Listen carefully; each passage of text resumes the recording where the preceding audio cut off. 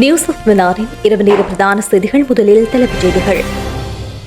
அதிகரிக்கப் போகும் மின்சார கட்டணம் வெளியாகியுள்ள தகவல். தையிட்டிக்கு விஜயம் செய்த நாகதீப விகாராதிபதி. கணக்காய்வாளர் நாயகத்தின் நியமனம் அரசாங்கத்தை விமர்சித்த நாமல். இலங்கையின் கிழக்கே குறைந்த அளவிலான வளிமண்டலவியல் குழப்பம். ஆம்ஸ்டர்டாங் தீ விபத்தால் அழிந்த 150 ஆண்டுகால அடையாளம். தொடர்வது விரிவான செய்திகள். இந்த ஆண்டுக்கான மின்சார கட்டணங்களை திருத்துவதற்கான முன்மொழிவை இலங்கை மின்சார சபை பொது பயன்பாட்டு ஆணைக்குழுவிடம் சமர்ப்பித்துள்ளது.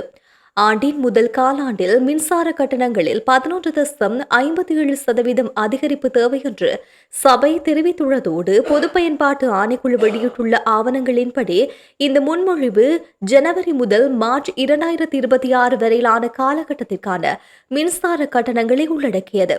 இது வீடு, மத, தொழில்துறை, வணிக மற்றும் பிற நுகர்வோர் பிரிவுகளின் எரிசக்தி கட்டணங்கள் மற்றும் நிலையான மாதாந்திர கட்டணங்களின் திருத்தங்களை மேற்கொள்ளும் நிலையில் குறித்த முன்மொழிவு நடைமுறைப்படுத்தப்படுமாயின் வீட்டு மின்சார நுகர்வோர் அனைத்து நுகர்வு தொகுதிகளிலும் அளவு விகிதாசாரங்கள் மற்றும் நிலையான கட்டணங்கள் இரண்டிலும் அதிகரிப்பை காண்பார்கள் என்பது குறிப்பிடத்தக்கது.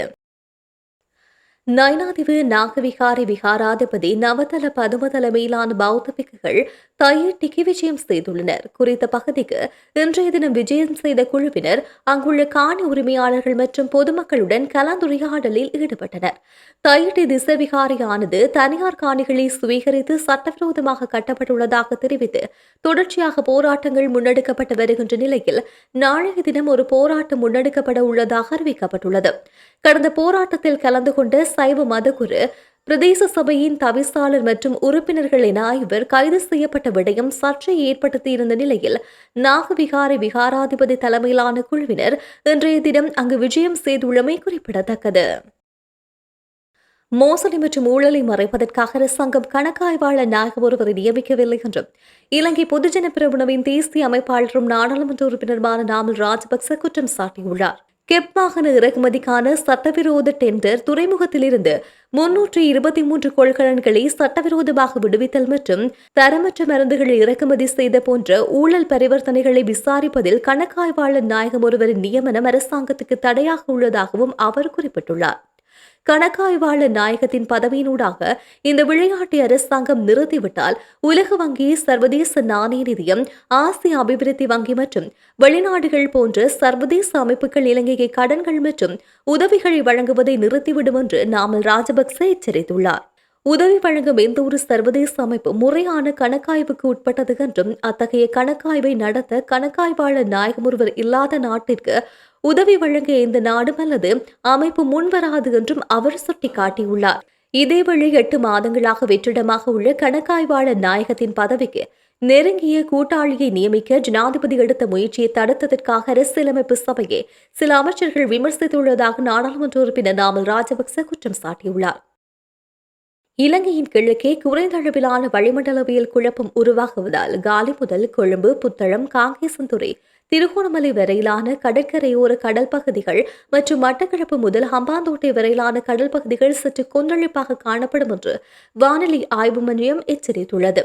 இந்த கடல் பகுதிகளின் காற்றின் வேகம் மணிக்கு 50 கிலோமீட்டர் வரை அதிகரிக்கக்கூடும் என்றும் தீவை சுற்றியுள்ள பிற கடல் பகுதிகளிலும் மிதமான கொந்தளிப்பான சூழ்நிலை நிலவக்கூடும் என்றும் திணைக்களம் தெரிவித்துள்ளது. கிழக்கு மத்திய, வடமத்திய மற்றும் ஊவா மாகாணங்களிலும் ஹம்பாந்தோட்டை மாவட்டத்திலும் அவ்வப்போது மழை பெய்யக்கூடும் என்றும் திணைக்களம் மேலும் தெரிவித்துள்ளது.